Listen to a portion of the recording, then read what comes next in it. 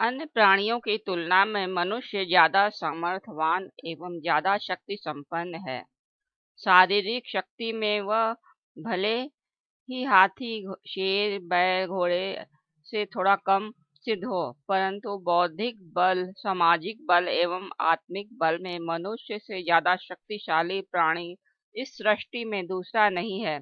इसके अतिरिक्त विज्ञान, तकनीकी, उद्योग, निर्माण इत्यादि न जाने ऐसी कितनी विधाओं का विकास मनुष्य के द्वारा कर दिया गया है, जिनके कारण उसको लगभग अजेय एवं अपराजेय ही समझा जाना चाहिए।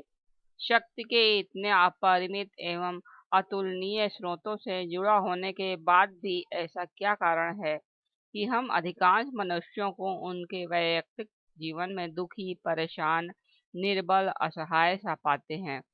वह इंसान जिसकी बौद्धिक प्रतिभा इतनी है कि वह चाहे तो पूरे संसार की गति मोड़ सकता है और संपूर्ण मानव सभ्यता को एक नई दिशा प्रदान कर सकता है, उसी इंसान को जब हम साधारण सी कठिनाइयों का निवारण करते समय बच्चों की तरह रोता खींचता देखते हैं, तो शंका अवश्य होती है कि ऐसा क्यों है। कुछ लोग ऐसा मानते हैं, क्या विधाता ने पक्षपात किया है? क्या ऐसा हुआ है कि कुछ को ज्यादा तो कुछ को कम शक्ति प्रदान की गई है? सत्य यह नहीं है। ये शंकाएं पूर्ण रूपेण निराधार हैं, क्योंकि प्रकृति ने सभी को इन शक्तियों का लाभ उठाने के पर्याप्त अवसर दिए हैं और प्रत्येक को यह संभावना भी दी है कि वह उस शक्ति का उपयोग स्वयं के उत्कर्ष एवं समाज के कल्याण में कर सके। साधन और परिस्थितियां तो महापुरुषों के जीवन में सामान्य मनुष्य की तुलना में भी कम दिखाई पड़ती हैं। अनेक महापुरुषों ने जीवन में सफलता विपन्नतम परिस्थितियों में पाई है, तो यह सोचना और यह कहना कि विधाता ने उसके साथ पक्षपात किया, गलत ही है। सच पूछा जाए तो उनको जीवन में मिली सफलता का मूल आधार उनको प्रदत्त शक्ति का सम्यक उपयोग करना रहा है। वे शक्तियां जिन्होंने उनको सफलता के शिखर पर आरूढ़ किया, हमें भी प्राप्त हैं, लेकिन हम में से ज्यादातर लोग उनका समुचित लाभ कुछ कारणों से नहीं उठा पाते।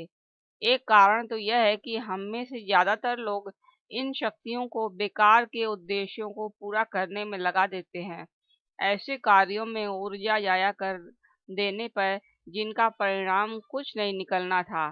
न तो कुछ लौकिक लाभ मिलता है और न ही आत्मिक संतोष। बाहरी व भीतरी जीवन दोनों ही ऐसे में अभावग्रस्त व विपन्न दिखाई पड़ते हैं। साधन सीमित हों और उनसे आवश्यक कार्य किए जाएं तो अतिरिक्त साधन प्राप्त किए जा सकते हैं, परंतु यदि सीमित साधनों को निरर्थक उद्देश्यों की प्राप्ति में गंवा दिया जाए तो साधन भी समाप्त हो जाएंगे और परिणाम भी शून्य ही आएगा। उदाहरण के तौर पर यदि बिना किसी योजना बनाए सारी पूंजी व्यापार में झोंक दी जाए तो परिणाम क्या होगा? पढ़ाई किसी और विषय की करके किसी और विषय की परीक्षा में यदि हम बैठ जाएं तो क्या हम उत्तीर्ण हो पाएंगे? बिना नियमित अभ्यास के हम मैराथन की दौड़ में भाग ले बैठें तो क्या उसे पूरा कर पाएंगे? शरीर, मन, योग्यता, कुशलता, प्रतिभा हमारे सीमित हैं और उनके अनुसार ही हमें अपने उद्देश्यों को पूरा करने में लगाना चाहिए। अपनी उपलब्ध शक्तियों को जब हम यूं ही खर्च कर देते हैं तो हम अपनी शक्ति की योग्यता खो बैठते हैं और फिर हमें दोबारा उसके अर्जन के लिए जुटना पड़ता है। एक और कारण जिसके आधार पर हम शक्ति का समुचित उपयोग नहीं कर पाते, वह यह है कि हम जीवन का सही लक्ष्य निर्धारित नहीं कर पाते। बर्तन में भाप इकट्ठी हो जाए और हम उनका उपयोग न करें तो बर्तन फट भी सकता है। इस प्रकार हमारे द्वारा अर्जित शक्ति को यदि हम सही लक्ष्य देने से वंचित रह जाते हैं तो हमारी योग्यता अधोमुखी होने लगती है। वो ऊर्जा जो सृजन में लग सकती थी वह व्यसनों में लगने लगती है। इसे ऐसे समझा जा सकता है कि पानी का गुण बहना है। यदि उसके बहाव में अवरोध डाल दिया जाए तो जिस दिन वह उस अवरोध को तोड़कर बहेगा उस दिन वह बाढ़ भी ला सकता है।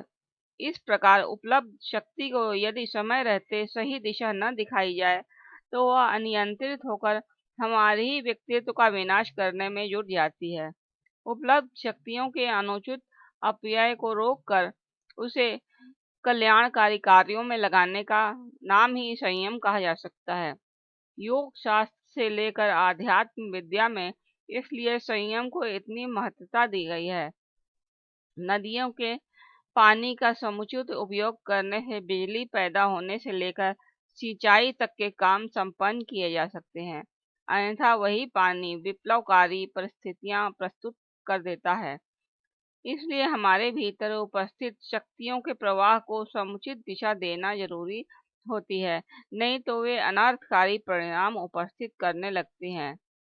ऐसा नहीं है कि इतनी सरल सी बात को लोग नहीं समझते, समझते तो हैं, पर अनजाने में ऐसी गलतियां हमसे होने लगती हैं कि जब तक हम उनकी सही से समीक्षा कर पाने की स्थिति में आए तब तक बहुत देर हो चुकी होती है। तब तक वे हमारी आदतों में शामिल हो चुके होते हैं और उनसे छुटकारा पाना लगभग नामुमकिन सा हो जाता है। इसलिए समय रहते इन शक्तियों के सम्यक उपयोग की व्यवस्था बना लेना ही बुद्धिमत्ता कही जा सकती है। ऐसा नहीं है कि शक्तियों के दुरुपयोग के लिए मात्र इंद्रियां जिम्मेदार हैं। इंद्रियां तो मात्र बाहर दिखाई पड़ती हैं। इनकी मूल जड़ें हमारे मन के, हमारे विचारों के भीतर हैं। वहां से जन्म लेने वाली कामना, वासना और विषय भोगों को भोगने की लालसा ही इंद्रियों को उस दौड़ में लगा देती है जिससे शक्तियों को संयमित एवं संचित करने के स्थान पर हम उनका दुरुपयोग प्रारंभ कर देते हैं। मन की प्रेरणा से ही बाहर की इंद्रियां असमर्थ व असहाय होकर शक्ति भोग के पथ पर चल निकलती हैं। पेट में दर्द होते हुए भी हम चटोरे भोजन खाने पहुंच जाते हैं क्योंकि मन नहीं मानता। डायबिटीज होते भी मन मिठाई खाने को करने लगता है। शारीरिक रोगों के होते हुए भी मन उन कार्यों को करने में होने लगता है जिनसे हमें परहेज की आवश्यकता थी। इस तरह मन के आवेश में आकर शरीर के विभिन्न छिद्रों से हम अपनी शक्तियों का क्षरण करते रहते हैं। मानवीय मन की इसी दुर्बलता को ध्यान में रखकर परम पूज्य गुरुदेव पंडित श्री राम शर्मा आचार्य जी ने शक्ति संचय के लिए इंद्रिय संयम को एक प्रमुख माध्यम बताया। करने को तो हमारे पास 5 ज्ञानेंद्रियां एवं 5 काम इंद्रियां मिलाकर 10 इंद्रियां हैं, परंतु इनमें से अधिकतर ऊर्जा काम, स्वाद व स्पर्श के द्वारा ही क्षय हो जाती है। इसलिए इसके स्तर पर ऊर्जा का, शक्ति का समुचित उपयोग ही हमारी विभूतियों को असंख्य गुना कर देता है। वो ऊर्जा जो आंतरिक आवेगों के कारण अस्त व्यस्त विचारणाओं, भावनाओं एवं चिंताओं में खोई रहती है, वही संयमित व अनुशासित होकर रचनात्मकता की दिशा में बढ़ चलती है। शक्ति संचय हेतु इस इंद्रिय संयम को सबसे महत्वपूर्ण आधार माना जाना चाहिए एवं इस नए वर्ष में परम पूज्य गुरुदेव द्वारा प्रदत्त इन्हीं पद्धतियों को अपने जीवन लक्ष्य का केंद्र बनाकर शक्ति संरक्षण में जुट जाना चाहिए।